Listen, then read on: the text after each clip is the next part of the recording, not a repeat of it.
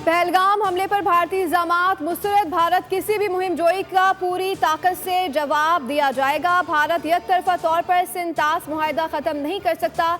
पानी रोका तो उसे जंगी इकदाम समझा जाएगा। सिंतास मुआहदा मुअत्तल करने की भारतीय कोशिशें नाकाबिल कबूल करार।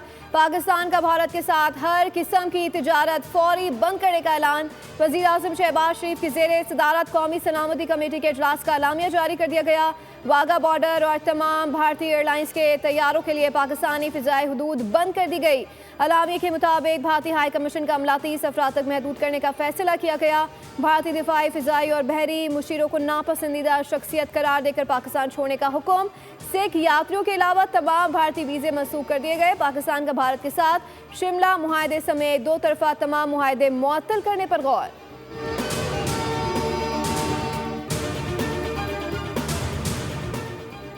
पाकिस्तान की खुद मुख्तारी, सलामती और वक़ार पर समझौता नहीं होगा। भारत का कश्मीर पर कब्जा अक़वाम मुत्तहिदा की करारदादों की मुसलसल खिलाफ वर्जी है। पहलगाम वाक़े को सियासी मकासद के लिए इस्तेमाल करना भारत की घटिया सोच है। कौमी सलामती कमेटी के एलामे के मुताबिक कुलभूषण यादव भारत की रियासती दहशत गर्दी का जिंदा सबूत है।